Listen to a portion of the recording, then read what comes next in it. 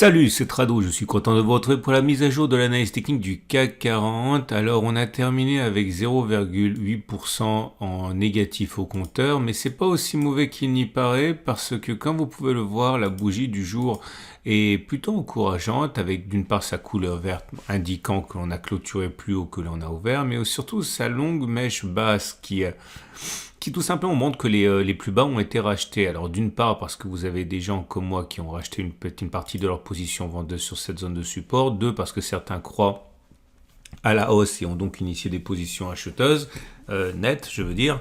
Et donc à partir de là, c'est pas une bougie aussi moche qu'elle pourrait être. Alors plusieurs choses à dire. Première des choses à dire, regardez ce magnifique throwback sur cette oblique descendante ici, mais vraiment c'est un cas d'école de throwback.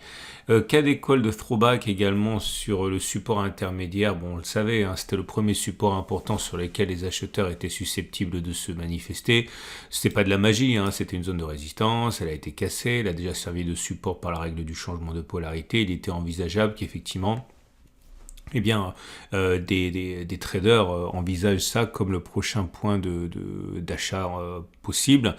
Et autre chose également, si on utilise les retracements de Fibonacci, donc en prenant toute la vague de hausse que l'on a eue, vous voyez que ce n'est absolument pas fortuit, hein, puisque on est venu rebondir sur les 50% de Fibonacci, dont on disait que c'était un mouvement correctif normal après une augmentation aussi intense, hein, préalable.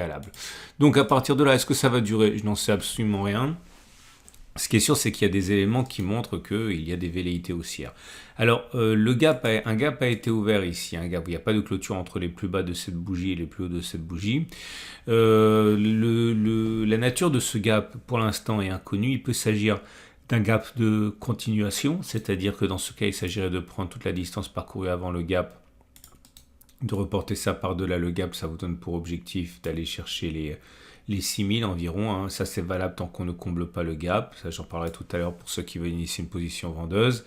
Ceux qui au contraire pensent qu'il s'agit d'un gap commun, parieront sur le fait qu'il sera rebouché très rapidement. Dans ce cas, l'idée c'est de parier qu'il sera rebouché avec un stop de protection en dessous de la bougie du jour. Bon, il y en a pour tous les goûts. À noter également que les chandeliers Aiki-Nashi ne sont pas pour l'instant haussiers, hein, puisque malgré le fait que l'on tient compte de la bougie du jour, on tient compte aussi de la bougie précédente, et au contraire, on a une grande bougie rouge sans mèche haute. Autrement dit, ça ne confirme absolument pas l'optimisme, hein, que je viens d'évoquer avec ce chandelier japonais. Mais quand vous regardez le three line bar, c'est encore pire avec un nouveau gros bloc rouge ici, hein, le 6e d'affilée. On sait tout le bien que l'on peut penser des three line break. Et ce qui nous amène donc... alors ça, en fait, j'ai oublié ça, ça s'appelle un pin bar. Alors c'est pas un pin bar, enfin pin ça veut dire épingle en anglais si vous n'êtes pas habitué à la langue de Shakespeare, mais c'est plutôt haussier ça encore, hein. Et du coup ça nous amène aux éléments techniques, la moyenne mobile à 7 jours ici, qui montre que la tendance immédiate elle est baissière avec des cours en dessous de la M7 qui descend, la moyenne mobile à 20 jours est maintenant descendante, on est en dessous, donc la tendance générale est baissière. La moyenne mobile à 50 jours est toujours ascendante, mais on est en dessous, donc la tendance de fond est plutôt neutre. Et la moyenne mobile à 200 jours étant descendante et au-dessus des cours, la tendance de long terme est baissière. Et ce qui m'intéresse aujourd'hui, c'est de vous montrer les bandes de Bollinger parce qu'il vient de se produire quelque chose que j'aime beaucoup et que vous connaissez. C'est un setup trad ou bulle. Alors, j'ai pas inventé grand-chose dans ma carrière d'analyse technique, mais ça, c'est quelque chose, enfin, je sais pas si je l'ai inventé, mais en tout cas, je l'ai lu nulle part et je suis vraiment content de le partager avec vous parce qu'on va le tester encore aujourd'hui. C'est un de mes setups préférés. Donc voilà, vous mettez les bandes de Bollinger et vous attendez qu'il y ait une bougie entière sans contact aucun avec la Bollinger inférieure. Ça s'appelle une bulle. Okay. Et il y a plusieurs façons de la trader et selon l'actif sur lequel cela se produit, les façons de trader sont différentes. Moi, ce que j'aime bien avec le CAC 40, c'est de prendre la distance, okay, entre les plus bas et la clôture. Donc ici, ça fait 1,12. Okay. On va mettre un stop de protection à 1,12 mais en dessous. Et on va voir selon cette stratégie s'il est possible de gagner de l'argent en visant 1,12 au-dessus du niveau de clôture. Ok. Donc au lieu de faire un 12 vers le bas, on fait un 12 vers le haut. Et une fois et deux fois. Et on va voir ce que ça donne. Alors, certains seront perturbés par le ratio gain-risque inférieur à 1 pour le premier test, hein, puisque, bon, par définition, hein, si vous mettez un stop de protection à donc 1,12 fois 2, donc à 2,22, et que vous visez simplement 1,11, vous avez un ratio de 0,5 pour 1. Mais parfois, ça fonctionne, donc on va voir justement si c'est intéressant ou pas. Et on va donc dérouler, et j'ai fait 31 occurrences. Je vais vous montrer quelques exemples bien choisis. Alors, ne faites pas attention à la dernière bougie, la bougie 3. Ce qui nous intéresse, c'est la bougie 1 et la bougie 2. Donc, regardez ici. Nous avons un setup Tradobule, ici. Ok, une bougie entière sans contact avec la Bollinger inférieure. On prend la distance entre le plus haut et enfin entre la clôture et le plus bas, ça fait 1,35. On double, ça fait 2,7. Donc le stop loss, il est à 2,7. Est-ce qu'on a réussi à faire 2,7 vers le haut? Oui, vous voyez, on a fait 3,7 même. On a réussi à faire également 1,35 vers le haut. Mais par contre, non, je ne vous parle pas de la troisième chose. Donc ici, vous avez donc un succès, un deuxième succès, donc pour un ratio gain-risque de 0,5 pour 1 et un ratio gain-risque de 1 pour 1. Bon, je vais vous dire ce que c'est en fait. Hein. J'ai arrêté de... J'en ai pas parlé parce que c'était pas très significatif. J'ai backtété ce que ça donnait un ralliement du SAR. Ok, donc bon, je vous le dis simplement comme ça, même si c'est pas très intéressant.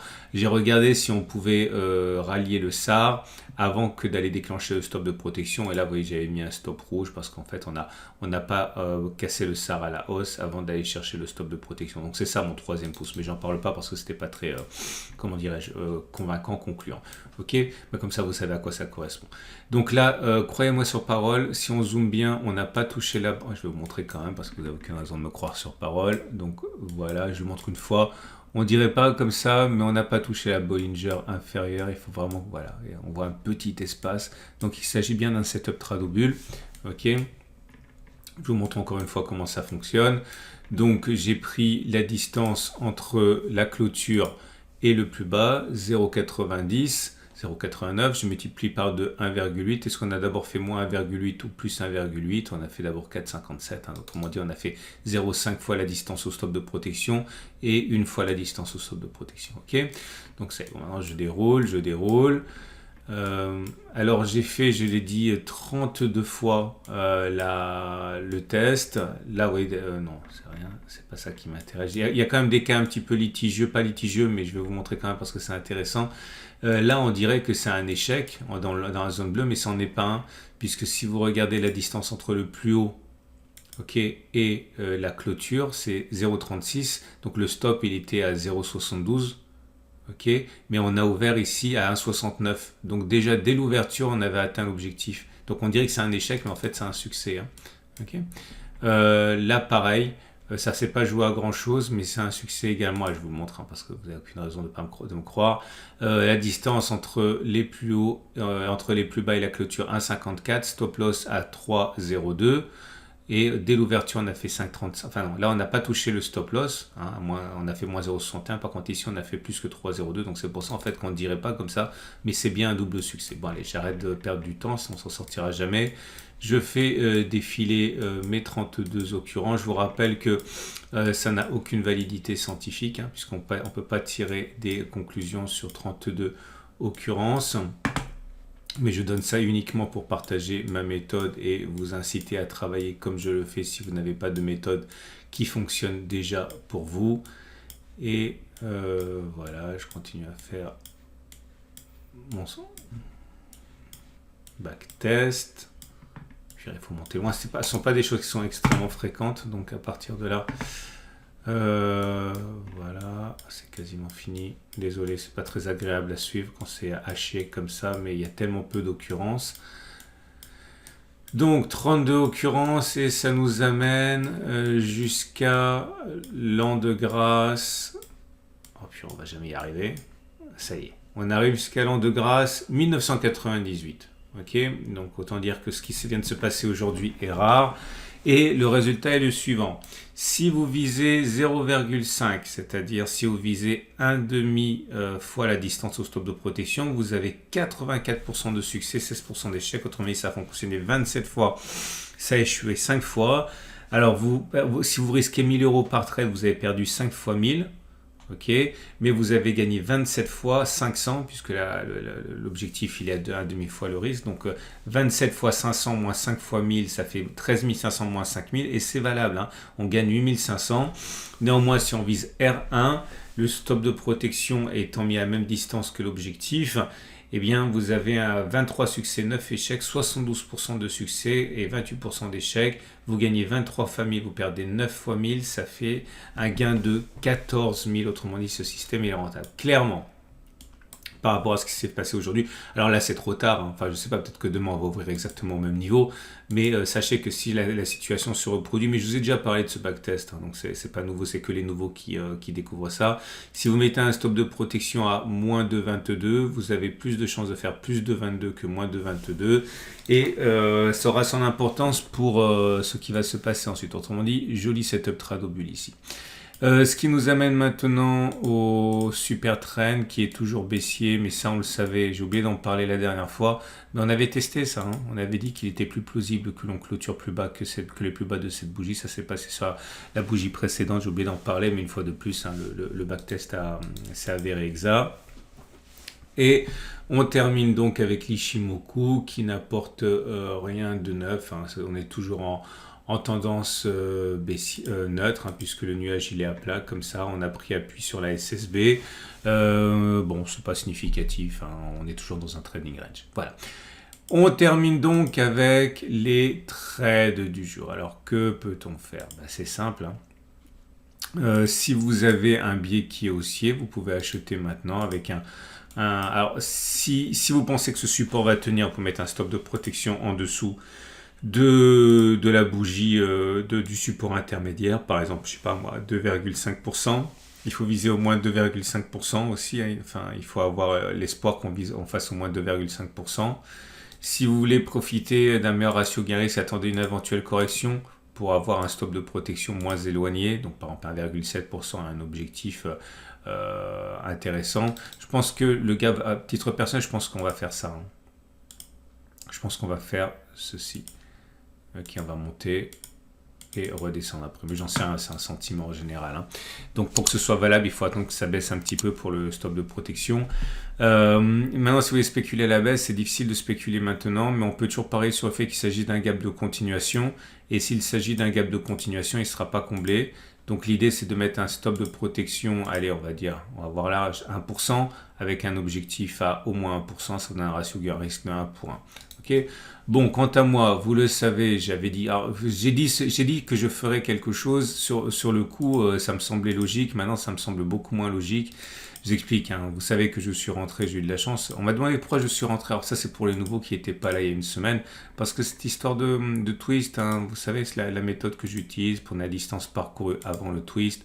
Reporté par-delà le twist, ça me donne un objectif qui est généralement très bien suivi. Et là, c'est pour ça que je suis rentré sur ce niveau, donc sur les plus hauts.